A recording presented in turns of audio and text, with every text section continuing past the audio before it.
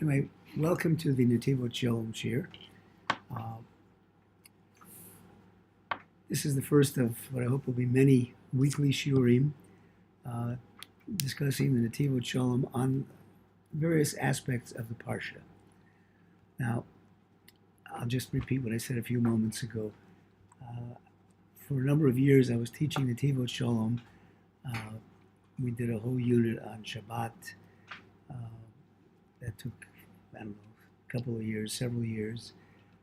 It's amazing what you can learn about Shabbat and how you can raise Shabbat to a whole new level. And the Netivot Shalom, I'm going to talk about in just a moment, basically, even when you're discussing, well, even any parsha that he's discussing, he will find something in the parsha that's connected to Shabbat, because that's the sort of mainstay, the foundation of everything that he's teaching. So I will try to do that on a weekly basis when I'm in town. Unfortunately, I travel, so I'll just give you fair notice that we'll be out of the country from November 6th through November 20th. So whatever the Thursdays that fall in that period, we will not have a shir. And I will give me your email addresses before. I'll put you on the list. And the list, I will advise people, when there's not going to be a shir, and I'll advise people of what the topic of the coming shir is going to be. Now, who's in the Netivot Shalom? The Netivot Shalom is a Hasidic Rebbe who died. Is Reb Shalom Noach Brozovsky, who died about 2001, 2002, fairly recent. His son is now running the Slonim Yeshiva in Mea Shorim. What is unusual about the Netivot Shalom is that he's a fantastic Zionist, and he writes his, he insisted that all his kids speak Hebrew. A lot of the Hasidim in Mea Shorim don't like Hebrew. They speak Yiddish only. He made it an imperative that his children should speak Hebrew. And the way he writes his Sforim are in a very easy to understand Ivrit. And he's repetitive at times, as you'll see as we go through some of the material, to make the point. The only thing that one has to be cautious about is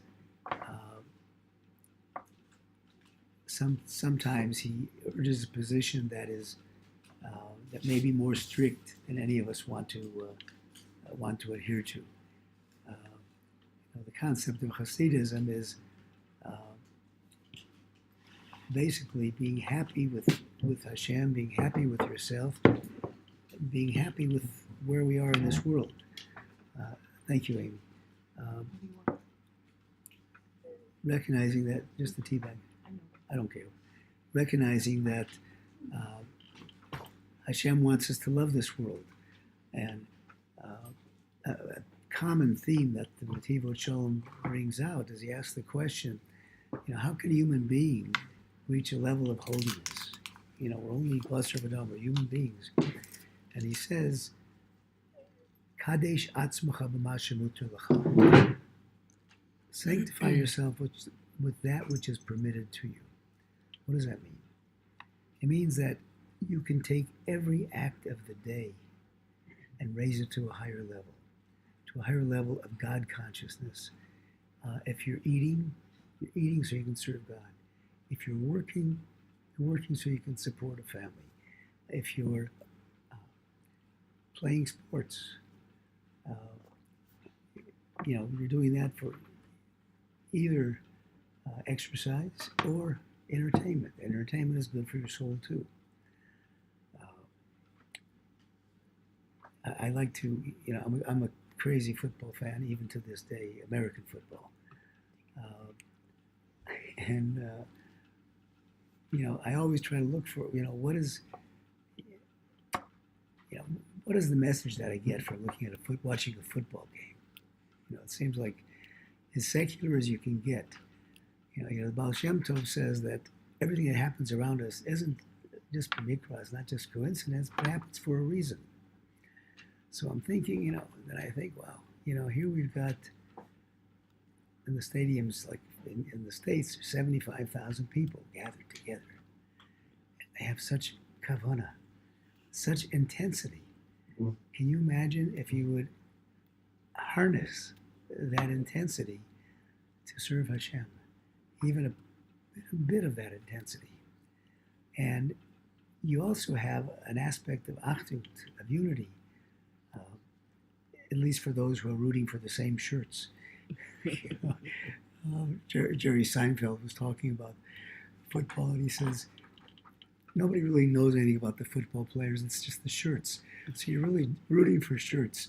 So my shirt team is playing this, but all these people together are rooting for those shirts, and it's a great aspect of unity, which is what we're all about. So that's a little bit about the Netivot Shalom. It's a little bit of different Hasidism, but still Hasidism, and still follow some of the strictures of some of the other Hasidism, but those differences. The Netivot Shalom has written a number of Sforim, and I recommend that you buy this Sforim. This one, this is the Sefer on Bereshit. So he has 5 books, one for each Sefer of the Torah, and then he has 2 more, Aleph and Beit, and one is about Shabbat and the Chagim, one is about Emunah and things like that. He also has, there's some smaller pamphlets available for Hanukkah and Purim and so on. But they're wonderful studying. You'll enjoy looking at them, and they're easy. They're easy to follow. Sometimes he gets into Kabbalistic things with the Zohar. That's a little more difficult, and it's difficult even for me, which should be no surprise. My father, Olav Shalom, was a great Talmud Chacham. He received smicha from the Atzei Chaim back in Europe, who was the older brother of the former Satmar Rebbe, Abshul Teitelbaum. But he knew things. He lived in Israel the last 25 years of his life. And I remember once coming over on the plane, I was studying Daf Yomi, and I was studying Chulin. And I had a question. I asked him, I said, it says such and such and such. And he immediately gave me an answer, and he quoted what was said. I said, oh, you must be studying Chulin too. He says, no, I studied in yeshiva. And he was close to 90 years old at that time. So that's, I don't know why I said that, but I lost my train of thought in that. It's a good story. No, because you said about the Zohar. About the Zohar, right, about the Zohar, thank you, right. So a friend of mine in Denver, when he would visit Denver, asked him, says, tell me something from the Zohar. He said, I don't understand. I don't know anything about it. I don't know any Kabbalah. And he was very humble, because he certainly knew a lot of it, but he refused to share it. Anyway, so the Zohar it does give you a stumbling block time to time, but you skip over it easily, because then he goes into the Hebrew. The Zohar is in Aramaic, but he goes into the Hebrew after that, and you get a pretty good idea of what was said. Let's talk about Noach. We're going to start on Mem Hey. I printed the sheets, Mem Hey of this book, which is Noach Ish Tzadik Tomim Hoye B'Deroso Esrohi Misalech Noach. Mem Hey. Mem Aleph. Sorry, it's the very first page. So What? the Parsha this week starts with, these are the generations of Noach. Noach was a righteous man. He was perfect in his ways, and he walked with Hashem. So there's a lot of discussion about, what's Noach. I personally learned a very valuable lesson from Noach.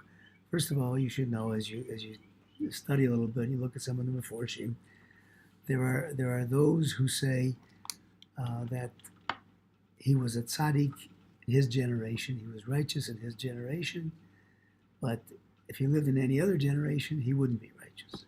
He'd be like anybody else. And there are those who say, no, he'd be righteous in any generation. I subscribe to the latter view. And the reason, just as an overview, and Netivot Shalom is going to talk about the nitty gritty of it, but basically, what was Noach doing? He was living in a generation where everybody around him was doing all kinds of immoral things. Not only people, but animals. It was a crazy time to live. And he was living in a generation that was very hard to be able to be your own person and stick to your ideals. And we today are constantly bombarded with things that we are subjected to. And in Israel and America, I don't know about England, probably in England too, I've never been in England. Even expected sometimes. Expected, right. But we're bombarded with all kinds of things, and it's hard to really just stay where you are. And even though everybody may be totally disagreeing with what you're doing, having the stamina, the fortitude, the guts to do what is right. So that's what Noach did. For 130 years, I mean, he could have built an ark much quicker than that, but he built it very slowly. And people would ask him, what are you doing? I'm building an ark because Hashem's going to destroy the world unless everybody repents. And everybody kind of laughed at him.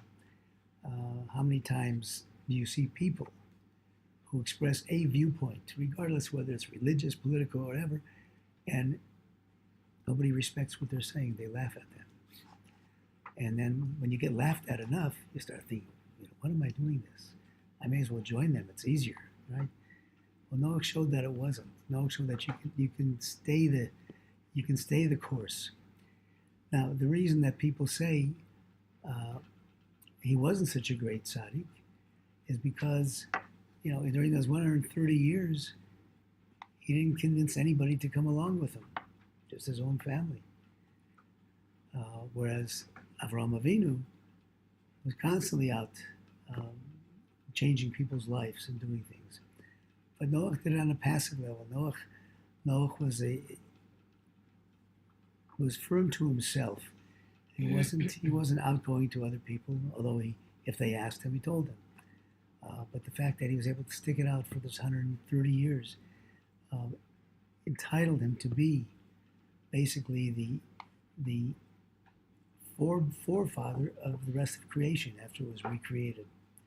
So I think that's a good message that we can learn about Noach. I'll just tell you one story before I actually get into the text. The Radomsker Rebbe said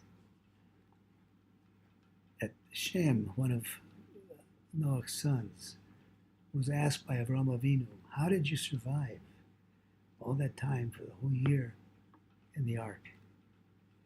And he said, we were very busy. He said, we were busy day and night, taking care of animals, feeding the animals, showing the animals chesed.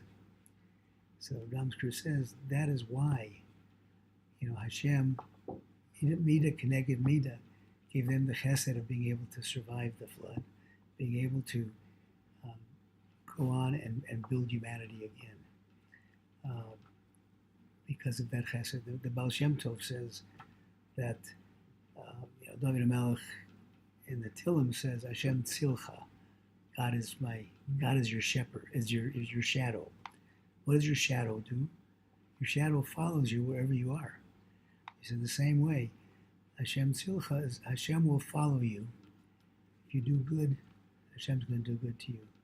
If you're merciful to others, Hashem will be merciful to you. That was the concept. And Radomsker said that here, they're in the midst of all these people who had nothing to do with, who weren't interested in anybody else. He says, Gezel, robbery. What's the basis of robbery? The basis of robbery is you have no concern for somebody else. It's all about you. And here they're taking time feeding animals and so on. So he says that's why Hashem treated them that way. Okay. Maybe if you take away from that, if you're successful with your own family, that's a great. In this day and age, that's a great thing in and of itself. Absolutely. It seems. And it's not an easy job. It's Not a easy. constant challenge. You guys aren't married yet, but you As know. opposed to Avram Avinu, who wasn't. Has to be said, he wasn't so successful with his children. Right. Right. And I have a few. It's not so. Nothing is easy. Really? I thought it was just a breeze. A breeze. So that is a tremendous accomplishment, I think. It is an accomplishment, something that we always have to work on. Anyway, let's look at the text. Eila tolos Noach ish tzadik, Tomim haya b'neros v'asher Elohim, hisalech Noach. These are the generations of Noach. Noach was a righteous man, Tomim, perfect in his generation, and he walked with Hashem. Tzorech bir, the Netivot Shalom says, you got to understand, he has this question, he says, L'shem ma, kotevet Torah kodesh, ma'alosav madragosav shel Noach. Why is the Torah writing all these great qualities of Noach? V'ima kavona leber madua davka al Noach, hutla shlichot lamshich kiyum habriya. If the only purpose is to show the reason that Noach was selected to continue humanity, Hari Kvarnis Parsha Le'el, it said in the last Parsha, the end of Bereshis, the last sentence there said, Noach motzei b'nei Hashem. It already said that. Noach found favor in the eyes of Hashem. V'yim b'Rashi, and look at Rashi, Shekosav al-Zeh, he writes on this, Hoil v'his kiru, Sipur Mishvach, because it's telling the story of his shvach, of his goodness. Tzorech bir, you have to understand this because Netivot Shalom says, Shalom etzinu kazos ba'af echad min avos. We don't find anywhere else in the Torah when it's talking about our forefathers, when it's talking about their qualities, their shvach. B'vadai, Torah Kodesh, and Torah is coming to teach us something. I like to look at every time I'm looking at something in the Torah, every parsha is not an isolated thing. You have to find something in that parsha that is, it's not just storytelling. It's something that applies today, and we always have to look for that. What is the message for me today? And if you look, you'll find different messages. Not all of us receive the same message, but there are messages to be received in Which is there. good. Which is good. Yeah. That we all receive different messages. That's right. Right. Yeah, we all need different. It's interesting. There are people. One of my Rebbe's, Reb Shlomo Twersky, Olav Shalom, had an amazing facility. If you were listening to him speak, his eyes, of course, were piercing right through you and saw your neshama. But everybody thought that he was speaking to them individually. And it was an amazing thing. And Amy was afraid to go there. I was afraid that he just don't look at me. Just don't look at me. Because he didn't look at you. He looked Through you. in you. Right. But the Torah is like that, so you can find that. V'chein tzorech bir, he says, in Netivot Shalom, says we have to understand, Amru esu Elokim hisalech Noach. Why does it say that he's walking with God? Shim kvar kasiv she'itzadik b'vadai hisalech es Elohim. If it says that he's a tzaddik, then for sure he's walking with God. Umau mashmo tanosefet v'omru. Why does it need the extra wording? We know the Torah doesn't have any extra wording. Why the extra wording? Hitalech Elokim. It's understood if he's a tzaddik, he's walking with God. V'yesh lomer hadivorim al pi madamer b'Zohar Kodesh. And this is what the Zohar Kodesh says. Reish Parshas Noach, the beginning of Parshas Noach. He says, if a Sifrei HaKodesh, Shenoach Inyano Midas Yesod. One of the main qualities of Noach was the quality of sexual morality. He was very strong in that. That's referred to as Yesod. U'kamrumaz b'omru tzadik tomim hamora al midas Yesod. When it says tzadik tomim, that word refers to this aspect of being totally pure from a moral standpoint. Hainu the kivon shepagam dor hamabul hayakish hishkis kol basar es darko al haaretz pagam amidas Yesod. The main aspect of the reason that the mabul took place is that generation was just so steeped in immorality, there was no way to get out of it. Therefore, Hashem always creates the refuah, the prescription, the drugs to heal the illness before the illness even comes. So the prescription to heal the illness of that generation was somebody who was not steeped in immorality, not immoral at all, but in fact a very moral, totally moral person. Ukadisa Bebeis Avram, as it's said in the Beis Avram, which is one of the grandfather of the Netivot Shalom. Pagam Dor HaMabul Hitchil Bistachliut Asoros. The defect of the generation of the flood began with improper use of your eyes. It's talking about looking at things in a sexual manner that it shouldn't be, but you can apply it much broader. Reb Shlomo Carlebach says we have to look at everything with the eyes of Mashiach. What does that mean? Eyes of Mashiach means you're looking at everything. You're not looking at the outward person. You're looking at what's that beautiful neshama inside. You're looking at the good of everybody. And the looking that was done here was not the kind of looking that one should do.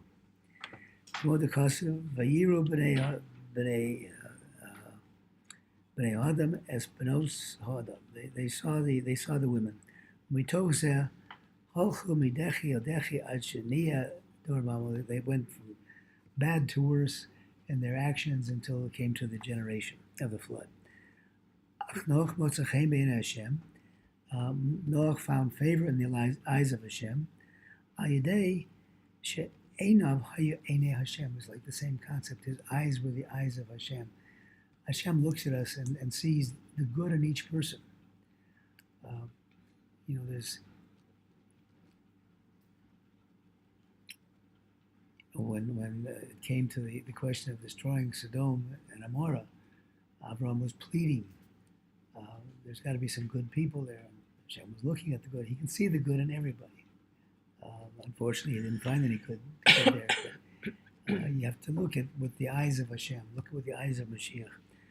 Shekadesh is einav Hashem yisborach lo ishtamish be'am rak lechvod Hashem. He used his eyes to serve Hashem. Just as I said at the beginning, to raise everything up, that includes how you look at things. You as Rabbi Shlomo used to say, it's very easy to like people who look like you, who think like you, who dress like you.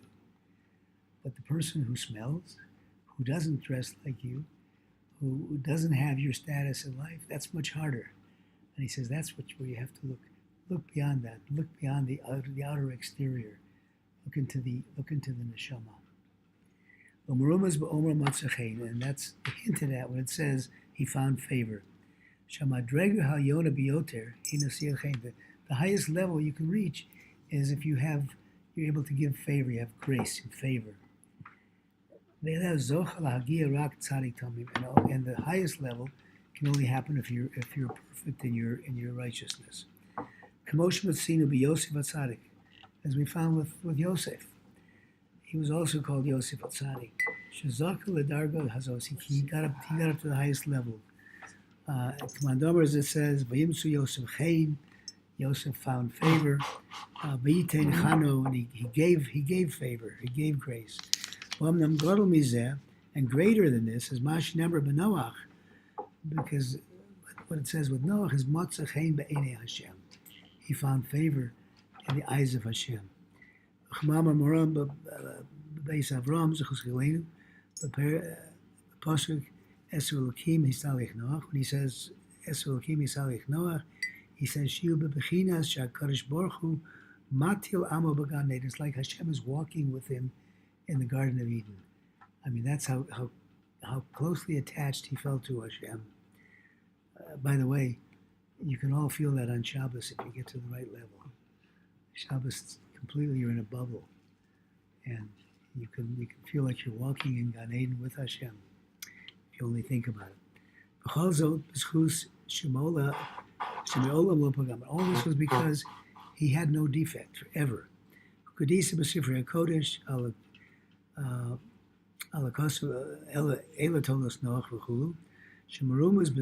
hints at these were the generations of Noach, that he was perfect. He didn't stumble in the other generations that were all around him. Because of that, he was able to reach this higher level of having favor with Hashem.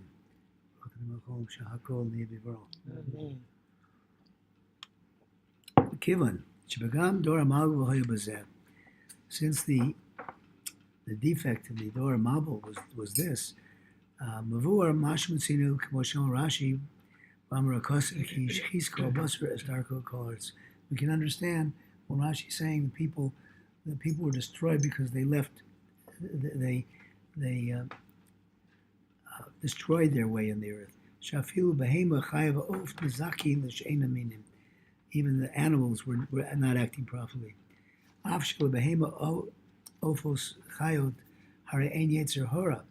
It's kind of a question, why were these things destroyed? They don't have a Yetzer Hora. But why is this bad thing happening to them? Hashem destroyed the whole world. Perish Rashi, Im ha'aretz she'af gimel tvachim shel amok ha'machreshes nemucha v'nistachu.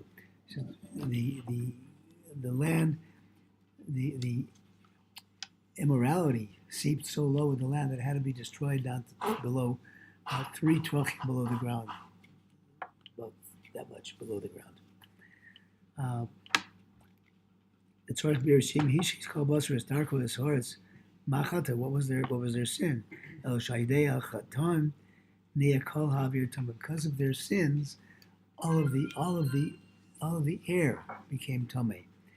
And you have to liken this to a person who has to a contagious disease. I think maybe later on, I'm not sure if it was this one, other one he refers to the plague. The plague. You come in contact with somebody with the plague, unless you're really a strong constitution, you're liable to get it, chas v'shalom. Because the same thing, any disease, depending on how what your immune system is, it's dangerous to come in contact with. And you have a concept of quarantine. You quarantine people. Why do you quarantine people? Because they're so dangerous with what they have that it could spread to somebody else. The whole air, the whole environment, if you will, was so soaked with the tuma, the impurity of the immorality, that there was no escaping it. And Noach was the only one who was able to remain steadfast throughout that.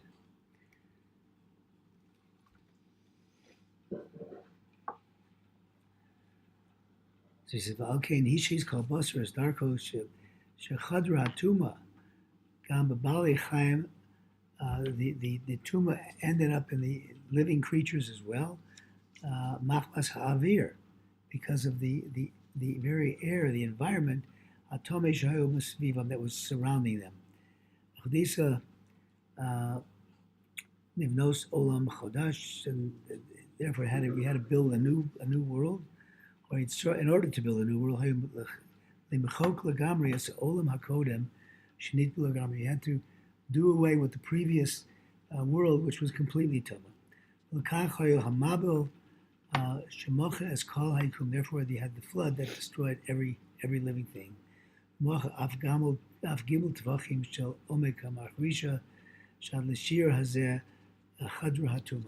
It destroyed as far as where the tumah could go. It was a complete change. Uh, we just went through Rosh Hashanah, Yom Kippur, went through Yom Noraim, and went through the Chagim. Part of that process was a tshuva process. What is tshuva? There's a connection here with tshuva. You do tshuva, you think that all you have to do is, okay, I'm not going to do it again. I recognize what I do. I'm not going to do it again. But you got to look inside of yourself and say, well, wait a minute. What caused me to do this in the first place? That's what has to be dealt with. That's what has to be gotten rid of. Because what we do are symptoms of whatever's within us, whatever our conscious, subconscious is calling us to do. So you got to go beyond that. So the same thing here. To start anew, you had to completely obliterate the old. Sorry, so how does that relate to I understand how that relates to Noach and the family. Whatever Noach's choice was, whether he wants to interact, didn't want to react with the society, and also his children, and raising his family separate from this evil that was happening. But then you're saying about the animals as well, also bad. So the animals were the animals chosen by Hashem to go to the table, or those animals that realized what they were doing and realized it was wrong, and then what was actually their tshuva, or there was never tshuva, they just did it because they were just told. Do you understand my? I understand your question. I have no idea. You said you're relating it to the animals and to things. I can't see. I have no idea. I can't see the concept of an animal doing tshuva because there's nothing to do tshuva for. But they were obviously doing something, but it was in the air. Yeah, it was in the air. So the answer was to get him out of that air, to get him inside the teva, which was enclosed. Which then Noach made the selection, not based on the animals don't do tshuva. There's another explanation about that, by the way, where you see, unfortunately, horrible things happen, and you see good people who are also caught up in them, injured, killed, etc. And you ask, how does this happen? And unfortunately, when Hashem releases his wrath, his anger, so to speak, on a certain segment, it doesn't have black and white borders all the time. It has very gray. Collateral damage. It's collateral damage, and that's part of it too. Lessons to be learned. Right. V'gedola hashpat ha'avir hatamei.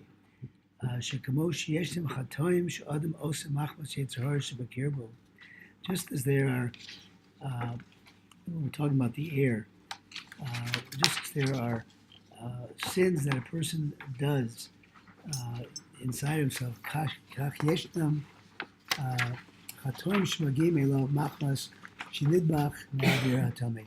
there are other things that come to you because you're exposed to things. There's the story from the Rebbe of Apt, the Apter Rebbe. He says, if a person came to him and was complaining, he said, I'm having a hard time finding my emunah in Hashem. What do I do? So what did the Apter Rebbe say? He said, he says, this is nothing having to do with you. Ella by Adam Acher. You are connecting yourself with another person, Hapagum the Amuna, who has a defect in their Amuna, Hashochim Bekarvat Makom Elacho, that is living near you, Umachmaso, and because of that, Magim Elecho Machshavot Masug Kazeb, because of that, you have these thoughts. Similarly, Kashir Kol Havir Nitma, as all the air becomes impure, Sha'az Adam Nidvak Patuma Hasobeves, also a person is encompassed and cleaves to the surroundings before him, around him. That's what we learn in Pirkei Avos. He says, where should you live? Where should you live? You should live where there's a shachin tov. There's a good neighbor. we often think, I'm going to stop here because it goes on, but we'll stop at this point. We often think that, is that okay? Yes. We often think that, we can be involved in any environment and we're going to be strong in it. And, the Pirkei Avos also says, don't trust in yourself to the day you die. Because no matter how strong you are, you can get off the derech. You can get off of where you're believing in Hashem. So you got to constantly work on it. You got to constantly ask Hashem, help me have a munah. It's not automatic. It doesn't just happen automatic. And when you're exposed, as every one of us are exposed to all kinds of desires that we want to do, some are good, some are bad, and the pleasure of the moment is a great calling. Yeah, to all especially of when you us. can blame it on your neighbor. Right, and blame it on your neighbor, right? Great. Right. I should have said a disclaimer. I'm excluding our We neighbors. have not us. Excluding our Amazing neighbors. neighbors. Everyone. But in general, the concept is a good concept. So, to Neighbors some, is not only necessarily neighbors of actual physical living Right. next door. Neighbors. It could be those is- neighbors on the other side of the Is the forest. society that you wish to go Right. and live with. right, exactly. Those are your neighbors. Right. And having the right society and having the right area, that totally Right. So, very important. anyway, to sum up, as I started with, Noach was able to withstand all that. He was able to march to his own tune, march to the tune of your own drummer. And I think that's so important for us in every aspect of life, whether it's religion, whether it's education, whether it's work, whether it's politics. Hashem put us here for a reason. Let's make the most out of it. Don't do things that you don't want to do. Don't agree with somebody just because everybody else is agreeing with them. Don't fall prey to peer pressure, which is an easy thing to do. Anyway, any questions, comments? Will you be? Yes. Why does it say Sadiq Tamim? If he was in such a bad society, he wouldn't be considered Tamim. He would be like a Sadiq, I don't know, Din or something like that. Okay. That's small. Good question. Why does it say tzaddik tamim? The word tamim means shalem, perfect. Perfect. Because he was perfect in, and I didn't get to this, it got further on down. There are two aspects of serving Hashem. The first is with yiras Hashem, fear of Hashem. As it says, Reishis Chochma Yiras Hashem. The first part of wisdom is the fear of Hashem. The second part of serving Hashem is Ahavas Hashem. But you get love of Hashem. But you can't get there until you've gone through the Yiras. So he was perfect in his Yiras Hashem, the awe of Hashem, recognizing that this is Hashem who can punish us if we don't do what is right. The Shulchan Aruch begins, the Ramah says at the beginning of the Shulchan Aruch, he says, you should wake up each day and think that the king of the world is standing looking at you at what you're doing. And of course that goes with the concept too of, when I talked already about Kadesh Atzmacha, make yourself holy with what is permitted, ask yourself, when I do something, is this going to be pleasing in the eyes of Hashem or not? But the Tomim means that he was in that aspect of serving Hashem, Yirat Hashem, he was perfect. And that paves the way for Avraham Avinu then to go to the next step of Ahavas Hashem, to serve Hashem with love. And does that answer your question? Karen, you had a question. Are you going to be continuing with Noach next week, or will be into No, the with next next parsha? parsha. Next Next parsha. parsha. Okay. I'm gonna do Carry on your own. Carry on a on little my bit, own. and I'm trying to cut it less than an hour. Okay. So I don't know, but to go through the whole thing, we won't make it. So I don't want to go over the time. So I'd rather stop there. It's a good stopping point. Any other questions? Yes. Yeah. If Noach was such an amazing man and like a full man, it seems as though he was only trying to make his family righteous in the path of Hashem. and it seems as though he wasn't trying to make the rest of the nation לחזור בתשובה. So why wouldn't he try to do that instead of building his boat for 130 years? That's exactly the criticism that is Right. levied by those who say he wasn't so great because this is what he should have been doing. Right, but if he was so great, there must be a reason why, because we just learned how great he was, so there must be a real reason why. I don't know the reason why. Right. Well, isn't that what Hashem commanded him to do? He Well, didn't say Hashem- go out. Yeah, Hashem can. Yeah, but He it, did- but He could have done both simultaneously. He could have done tried, and he was unsuccessful. right, he also We know Does that it he say didn't that, try. though? Right. We It know also that s- he didn't try. We know that they were so horrible that God decided to destroy Right. them all and Sometimes wipe it can them be out. a shutdown. It could be a And shutdown. think about it, God decided to destroy stone because there was just not enough goodness around. If he was the only one in the entire area, not just a little town, it might just have been impossible. He might have tried. I also think that there is just the same as you can have a person who's pure and righteous in everything they want to do. Hashem always has to have the other side, the opposite side of pure evil. And I think if you have the ability to be able to see that there is pure evil out there, and to have the strength to say, you know what, you're doing is wrong, and I'm sorry to say, but I can't have anything to do with it because I wish to be pure, and therefore I'm just closing myself off from it and I'm going down my derech. Right. But that's only in total extremes. But not when you're tzaddik gamur, when you're tzaddik No, it's only for no, you're Anishin wrong. that You're you- wrong. Yeah, Because you've got to remember, he has children, and he knows there's a future. So he wants to make sure that his children are going to be a good future. Because all he can see outside is just pure evil.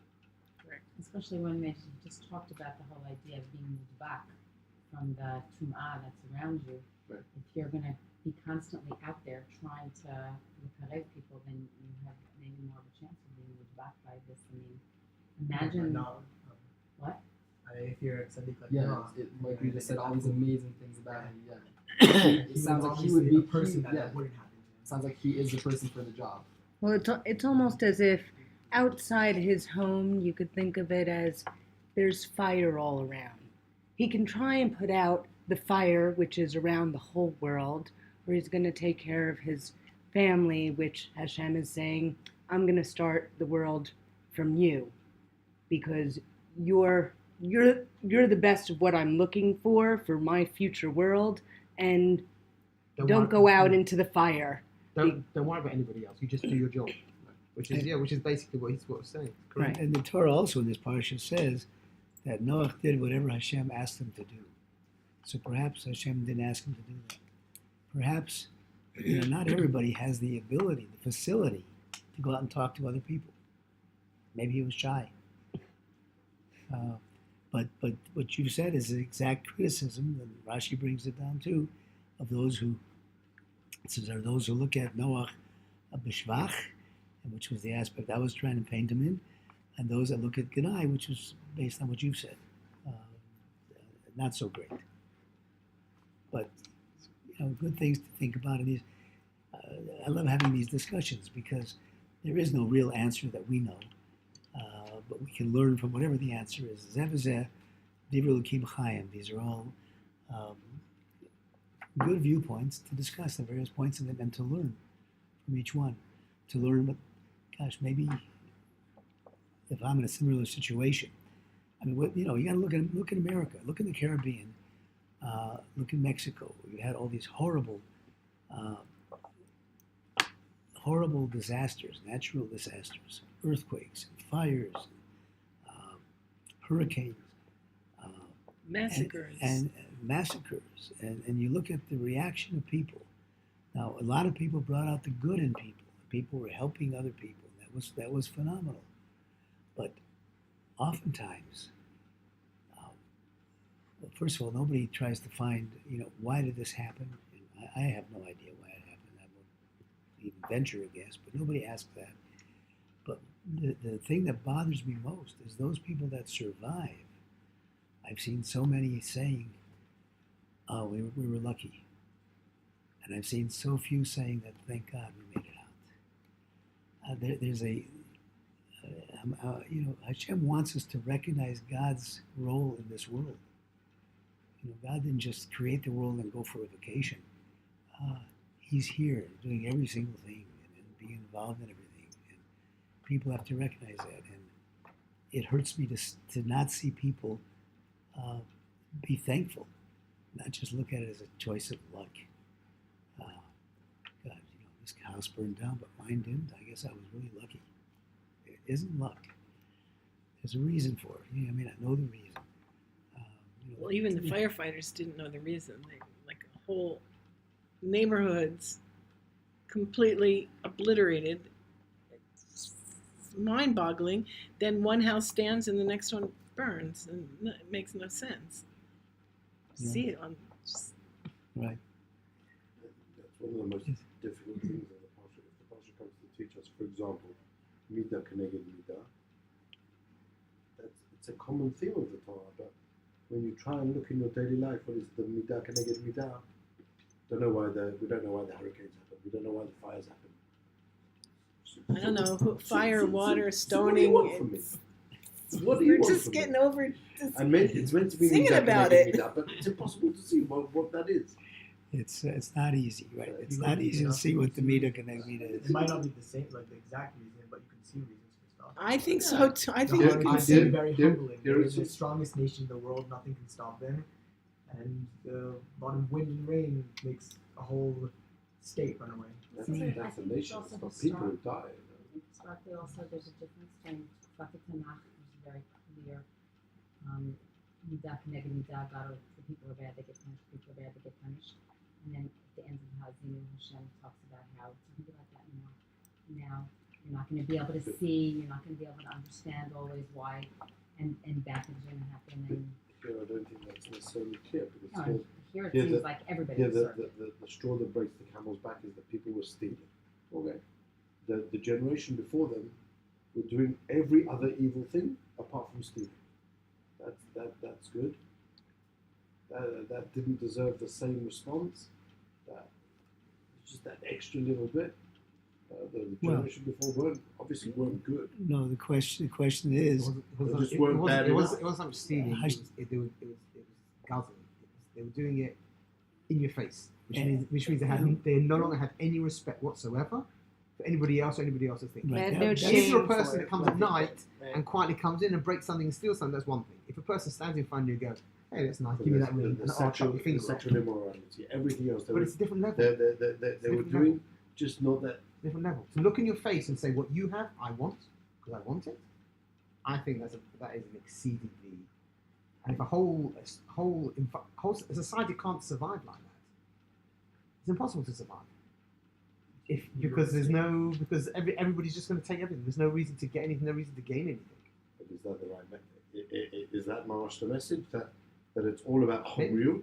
Maybe. That what's mine is mine. Don't take. Don't It's not touch. Chomriyut, it's No, Fuch, no, it's it's Chazut, Fuch. it's the fact that It's the fact that society has to work together. You have to That's work as a family. You have to work with guidance from within, As long not as just you like don't I touch want, what's- I take. As long as you don't touch what's mine. That's mine. Don't touch. That's not the thing about it. I'm It's not not, sure- it's is- not, is- Well, is- God, is God that said the you message? can't covet your neighbor. You can't covet your neighbor and your neighbor's. You're not supposed to be looking at your neighbor's things and wanting them, being jealous of it, and you're not supposed to be doing that. But sometimes that's a positive drive. I would like to be as successful as my neighbor in whatever it is. Whatever.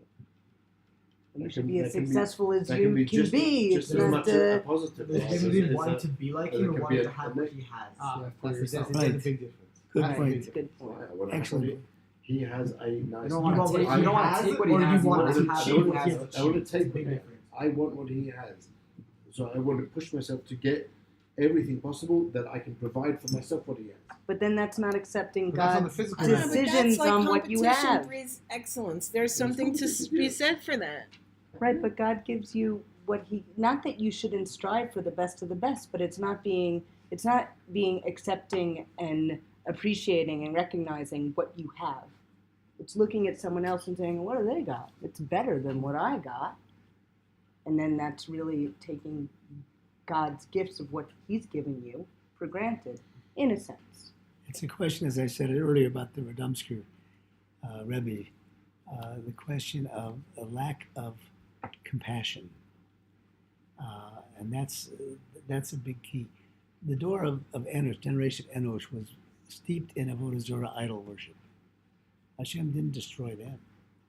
Hashem's willing to, okay, you don't want to believe in me, that's fine.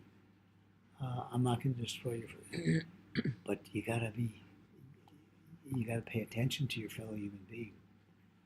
That's the key. In terms of, I want to end with one little comment. We know that in Pirkei Avos it says, Ezehu Osher Hasumech Bechelko, which is normally translated as, who is rich? He who is happy with what he has. So I heard a pashat on this once that I love. It says, Ezehu Osher, who is rich? Hasumech Bechelko, who's happy with what his friend has, with what his neighbor has. We know that if you need something, you pray for your friends' needs first, your needs will be granted. Anyway, I love this discussion. I thank you. So I have a question for next week. Okay, For preparation. good, okay. What makes Avram different? If we already have Noach as the father of humanity, Ish Tamim Tzaddik, Italech im Elohim. What's such a big deal about Avram? So I'll give you a quick answer. Next week. No, okay, I may not get to that next week. I'll give you a quick answer now, because with Avram, and he brings it down in here,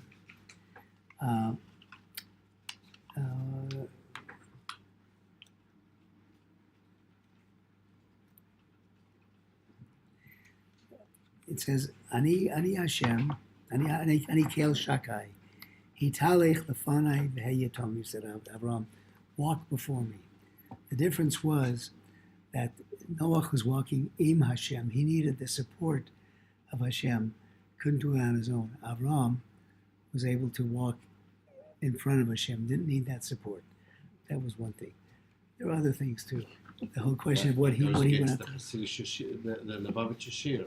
Which one? He said, don't walk in front of me, I will not follow. Don't walk behind me, I will not lead. Walk hand in Walk hand. beside me and be my friend, and together we will walk. Because we're not always like, we're Did not you go always, to Camp Gun, Izzy? we can't all be like Avraham Avinu. That's But the but you can bring it up next week. But I don't know. Hashem I don't know what we're going to be studying next week.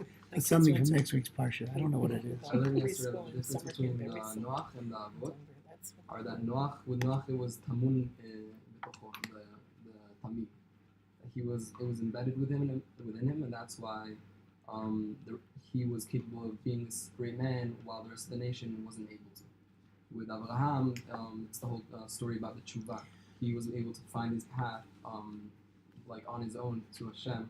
And that's the difference between them. That's like the Dula, the Avot, that they are like the father of the nation, that they brought something from ourselves. Like not that they built it themselves, and not that it was just embedded within them, and like you're already Kashur Hashem. They like Abraham worked in order to find Hashem. And that's the difference. That's why he's the father of our But nation. she was saying that Noach didn't really have any sheep about it. It's not Pira, yeah. He was immunized like from birth. Nothing special to start with. Right. Why can't we all be that way?